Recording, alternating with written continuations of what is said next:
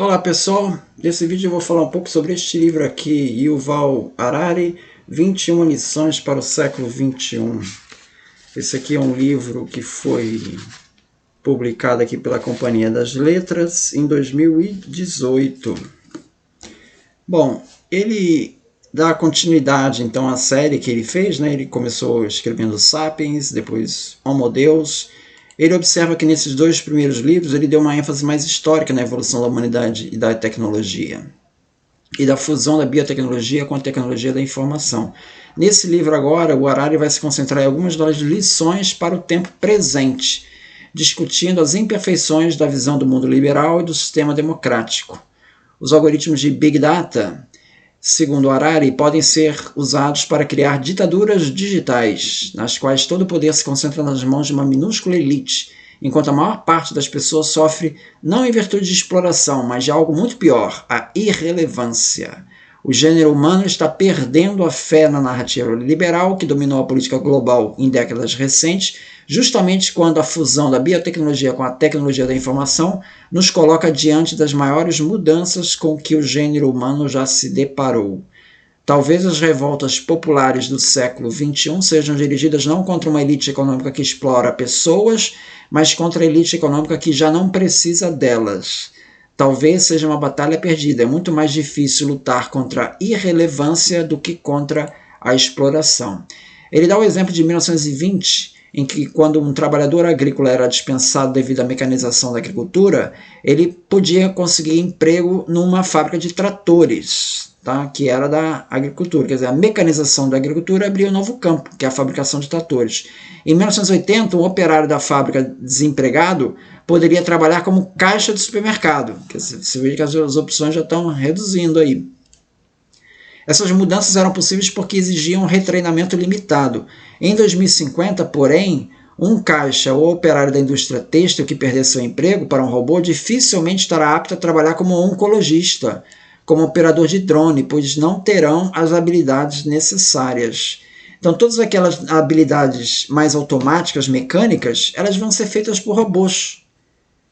E vai abrir só o espaço justamente para aquelas que exigem mais especialização que a pessoa não vai ter. Como consequência, apesar do aparecimento de muitos novos empregos humanos, poderíamos assim mesmo testemunhar o surgimento de uma nova classe de inúteis. Poderíamos de fato ficar com o que há de pior nos dois mundos, sofrendo ao mesmo tempo dos altos níveis de desemprego e de escassez de trabalho especializado, ao mesmo tempo. Tem alto desemprego e também escassez de trabalho especializado. Muita gente poderia compartilhar do destino não dos condutores de carroça do século XIX, que passaram a ser taxistas, mas dos cavalos do século XIX, que simplesmente foram expulsos do mercado de trabalho. A revolução da inteligência artificial não será um único divisor de águas após o qual o mercado de trabalho vai se acomodar num novo equilíbrio. Será uma torrente de rupturas cada vez maiores. Já hoje, poucos empregados esperam permanecer no mesmo emprego por toda a vida. Em 2050, não apenas a ideia de um emprego para a vida inteira, mas até mesmo a ideia de uma profissão para a vida inteira vai parecer uma coisa muito antiga. Mesmo que a ajuda do governo seja suficiente, não sabemos se bilhões de pessoas serão capazes de se reinventar repetidamente sem perder o equilíbrio mental. Teremos de explorar novos modelos de sociedade pós-trabalho. Um modelo que tem sido proposto é o de renda básica universal. A legislação, uma outra alternativa, a legislação pode bloquear tecnologias emergentes que sejam socialmente indesejáveis. Ele dá um exemplo de que isso já aconteceu no passado. Por exemplo, nós temos tecnologia para montar fazendas de corpos humanos, para fabricar órgãos para transplante. E existe uma demanda insaciável de compradores abastados por órgãos humanos. No entanto, nós temos leis que impedem que essas fazendas sejam construídas. Algo parecido poderia ser feito em inteligência artificial.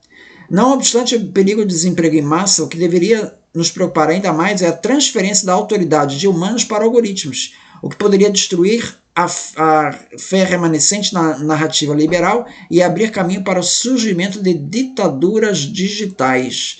Uma vez que a inteligência artificial toma decisões melhor do que nós sobre carreiras e até mesmo relacionamentos, nosso conceito de humanidade e de vida terá de mudar. Uma democracia liberal e o capitalismo de livre mercado enxergam o indivíduo como um agente autônomo, que está constantemente fazendo escolhas no que tange ao mundo. Quando a autoridade passa de humanos para algoritmos, não podemos mais ver o mundo como um campo de ação de indivíduos autônomos, esforçando-se por fazer escolhas certas. Em vez disso, vamos perceber o universo inteiro como um fluxo de dados, considerar organismos pouco mais do que algoritmos bioquímicos e acreditar que a vocação cósmica da humanidade é criar um sistema universal de processamento de dados e depois fundir-se a ele. Os algoritmos de Big Data podem dar um poder a um futuro grande irmão, entre aspas, e poderemos acabar em um regime de vigilância orwelliano, no qual todo mundo é monitorado o tempo todo. O resultado pode ser que algo que nem mesmo George Orwell foi capaz de prever. Um regime de vigilância total que não apenas acompanha nossas atividades e pronunciamentos externos, como é capaz mesmo de penetrar na nossa pele e observar nossas experiências interiores. Nos níveis mais altos de autoridade, provavelmente ainda teremos figurantes humanos que nos darão a ilusão de que os algoritmos são apenas conselheiros e que a autoridade final ainda está em mãos humanas. A ficção científica, ele chama atenção, tende a confundir inteligência com consciência, porém, na realidade, não há motivo, segundo o Harari, para supor que a inteligência artificial vá desenvolver consciência, porque inteligência e consciência são coisas muito diferentes, pois a consciência possivelmente está ligada à bioquímica orgânica, de modo que nunca será possível criar consciência em sistemas não orgânicos. Pode ser que a consciência não tenha relação com processos bioquímicos, mas não sabemos. No entanto, parece improvável que possamos programar computadores conscientes em algum momento próximo. A fusão da tecnologia da informação com a biotecnologia moderna ameaça os valores modernos centrais de liberdade e igualdade. Toda solução para o desafio tecnológico deve envolver cooperação global, porém, o nacionalismo, a religião, a cultura dividem o gênero humano em campos hostis e fazem com que seja muito difícil cooperar em um nível global, segundo Yuval Harari. A associação da bioengenharia e inteligência artificial pode resultar na divisão da humanidade em uma pequena classe de super-humanos e uma massiva subclasse de Homo sapiens inúteis. Para piorar ainda mais a situação, que já é nefasta, à medida que as massas perdem importância econômica e poder político, o Estado poderá perder menos parte do incentivo para investir na saúde dessas pessoas, de educação e no bem-estar. O futuro dessas massas irá depender da boa vontade de uma pequena elite. Talvez haja boa vontade durante algumas poucas décadas, mas em tempos de crise, como uma catástrofe climática, seria muito mais tentador e fácil simplesmente descartar essas pessoas supérfluas. No longo prazo, esse cenário poderia desglobalizar o mundo, pois a classe superior se congrega numa autoproclamada civilização e constrói muros e fossos para si, para afastá-las das hordas de bárbaros do lado de fora. Na era moderna, máquinas e fábricas tornaram-se mais importantes que a terra e o esforço político foca-se no controle desses meios de produção. Contudo, no século XXI, os dados é que vão suplantar tanto a terra quanto a maquinaria como o ativo mais importante, e a política será o esforço por controlar o fluxo de dados. Se os dados se concentrarem em muito poucas mãos, o gênero humano se dividirá em subespécies, em espécies diferentes. Então, um cenário aí bastante pessimista aí do Yuval Harari, no 21 lições para o século XXI. É isso, muito obrigado então.